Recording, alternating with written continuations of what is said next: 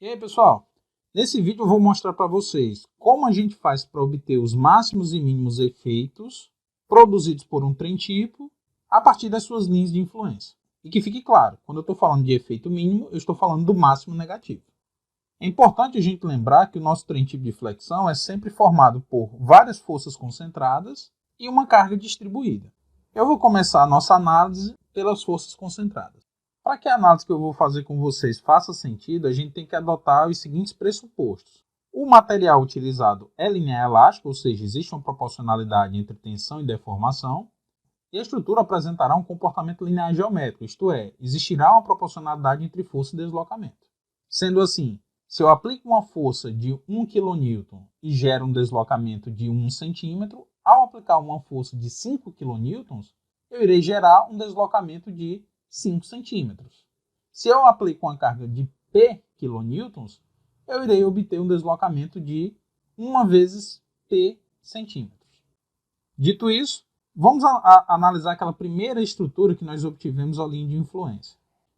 Essa linha de influência nos dava as seguintes informações. Quando a gente aplicava uma força unitária nesse ponto, na seção M, era gerado um momento de menos 1.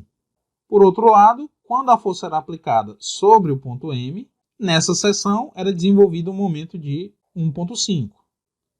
Sendo assim, pessoal, se nós tivéssemos aplicado uma força de 5 kN nesse ponto, o momento gerado na seção M seria de menos 5, isto é, 5 vezes o valor gerado pela força unitária. Se essa força de 5 kN fosse aplicada nesse ponto, seria gerado na seção M um momento de 7,5 kN, ou seja, 1,5 vezes 5.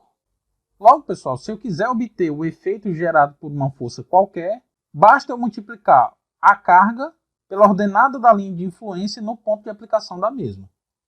Então, para obter o efeito de uma carga P aplicada nesse ponto, basta a gente multiplicar P por menos 1. Em função das nossas pressuposições, nós podemos aplicar o princípio da superposição dos efeitos na análise das estruturas que nós vamos trabalhar. E o que diz o princípio da superposição dos efeitos? Diz que o efeito gerado por várias forças atuando simultaneamente é o mesmo que seria obtido pela soma da ação de cada uma dessas forças isoladas. Portanto, se além dessa força aqui, P1, tivesse atuando uma força P2 aqui, o momento gerado na seção M seria igual a o momento gerado por P1, que é P1 vezes menos 1, mais o momento gerado por P2, que seria P2 vezes 1,5. Se além disso tivesse uma força aqui, ó, P3, o momento gerado por P1, P2 e P3 atuando simultaneamente seria o efeito gerado por P1, que é P1 vezes menos 1, mais o efeito gerado por P2, que é P2 vezes 1,5, mais o efeito gerado por P3, que seria P3 vezes menos 1. Então, o efeito de P1 é P1 vezes Y1. O efeito de P2 é P2 vezes Y2. E o efeito de um PI qualquer é PI vezes YI. Logo, um efeito elástico qualquer gerado por forças concentradas será igual somatório do produto de cada carga pela ordenada na linha de influência no ponto de aplicação dela. Para a análise da carga distribuída, nós vamos pegar aqui um elemento infinitesimal de dimensão dx. A resultante desse elemento infinitesimal será igual a q vezes dx e estará posicionada aqui na ordenada y da linha de influência. Sendo assim, o efeito diferencial produzido por essa força será igual a q dx vezes y, de modo análogo ao que foi feito para a força concentrada. Integrando aqui dos dois lados, o efeito qualquer vai ser igual à integral de q y dx, de A até B, que é onde se distribui a carga distribuída. Como no nosso trem tipo Q será uma carga sempre constante, ele pode sair da integral. Então, o efeito qualquer vai ser igual a Q vezes a integral de A até B de Y, que varia ao longo de x, dx. Ora, a integral de y dx é a área. Sendo assim, pessoal, para obter o efeito gerado por uma carga distribuída, basta que a gente multiplique a intensidade dessa carga pela área da linha de influência abaixo do trecho em que esse carregamento se distribui. Então, para um caso geral de carregamento, o efeito total será igual ao somatório dos efeitos gerados pelas forças concentradas, vezes YI, com I variando de 1 até N, sendo N o número total de forças concentradas, mais o somatório de Q vezes AJ, com J variando de 1 até M, sendo M o número total de áreas. Entendido? Agora eu vou pegar aquele exercício em que a gente obteve o momento máximo e o momento mínimo lá no primeiro vídeo sobre cargas móveis, só para mostrar que a gente consegue chegar exatamente ao mesmo resultado que foi obtido lá no primeiro vídeo, de maneira intuitiva, aplicando essa estratégia aqui.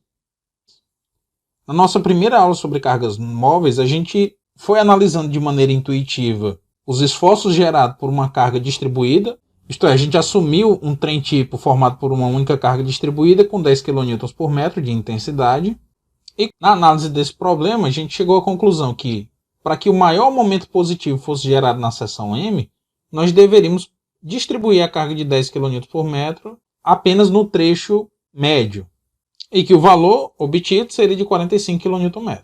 Já para obter o máximo negativo, a gente distribuiu só nos trechos em balanços e chegou à conclusão que o momento máximo gerado na seção M, negativo, era de menos 20 kN. Pois bem, no segundo vídeo sobre cargas móveis, que tratava especificamente das linhas de influência, a gente obteve a seguinte linha de influência para o momento fletor na seção M. Então perceba, essa linha de influência nos traz quais informações? Que qualquer carregamento aplicado no trecho em balanço vai gerar momento negativo na seção M. Então, para que a gente obtenha o máximo momento negativo possível, a gente não pode ter carregamento aplicado nessa região central. Afinal, qualquer carga aplicada nesse trecho iria gerar momento positivo na seção M, que atenuaria o momento negativo.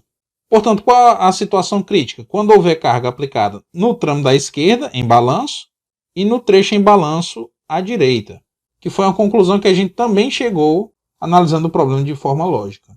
Percebam que essa áreazinha vai ser menos 1 vezes 2 dividido por 2, ou seja, a área é menos 1.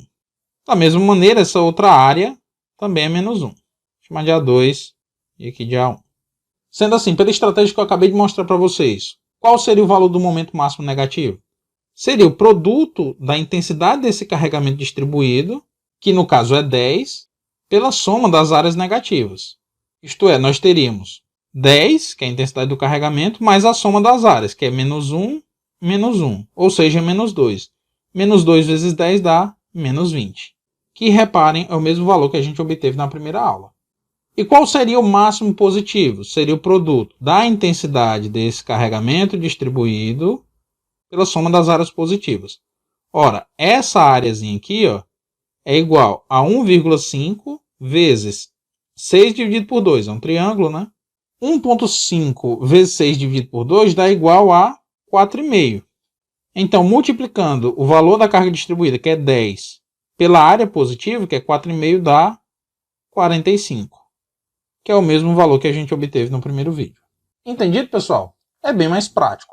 Vocês podem pensar que não, porque esse exemplo que a gente está analisando é muito simples, mas para problemas mais complexos, acreditem, essa estratégia de utilizar a linha de influência para identificar as posições críticas e utilizar os valores das ordenadas da linha de influência com as cargas do trem tipo para obter os efeitos máximos é extremamente simples e útil. Agora, pessoal, eu vou pegar a viga longarina, cujas linhas de influência de força cortante e momento fletor na seção 8 a gente obteve na aula anterior, e vou apresentar um trem tipo de flexão, para que a gente possa obter os máximos e mínimos esforços nessa seção. Beleza? Então é isso, pessoal. Valeu. Até a próxima.